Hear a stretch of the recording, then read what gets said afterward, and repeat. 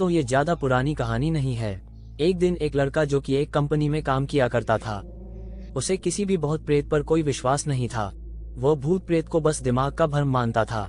एक दिन उसके कंपनी में कुछ काम बढ़ गया था, जिसके कारण उसे घर वापस आने में देर हो गया। वो अपने ऑफिस से देर रात को निकला। वो अपने बाइक से था। कुछ दूर चलने के बाद उसका बाइक खराब हो गया। अब वो अपनी बाइक को पैदल ही लेकर चल दिया। कुछ दूर के बाद उसे एक बस स्टॉप दिखा। वो कुछ देर वहां रुक गया।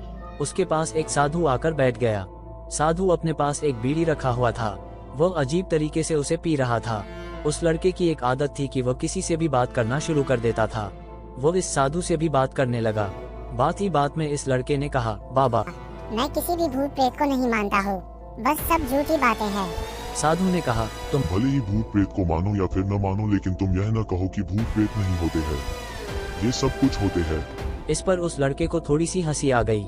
उसने कहा, भूत होते हैं तो क्यों हमें नहीं दिखते हैं? क्या आप मुझे अभी कोई भूत दिखा सकते हैं?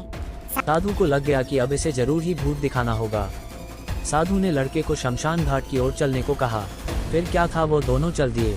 रास्ते में उस लड़के को थोड़ा डर लगने लगा, फिर भी वो अपने डर को कम करके आगे बढ़ते जा रहा था।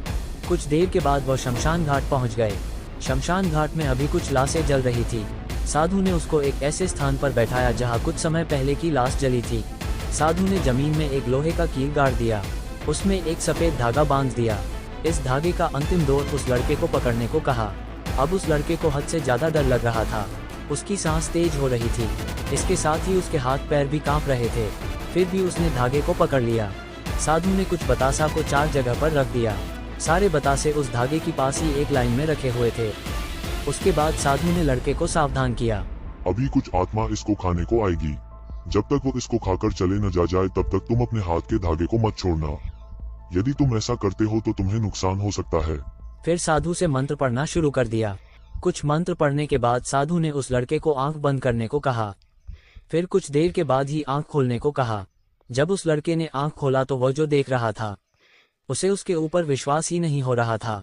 वास्तव में वहां 4 आत्मा थी जो कि बतासे को खा रही थी। लेकिन जब उसने ये देखा कि उसके पड़ोस में रहने वाले व्यक्ति की आत्मा भी वहां है, जो कि कुछ दिन पहले ही मर गए थे, तो उसके हाथ से धागा छूट गया।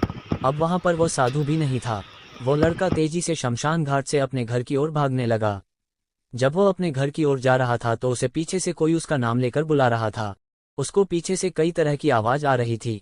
उस लड़के ने पीछे मुड़कर नहीं देखा। अपने घर जाने के बाद उसने ये सब कुछ अपने माता पिता से बताया। फिर वो अपने कमरे में सो गया। अगले दिन उसकी आंख उसी शमशान घाट में खुली और उसी स्थान पर जहां पर उसने आत्मा को देखा हुआ था। इसके बाद वो दिमागी तौर पर बीमार रहने लगा।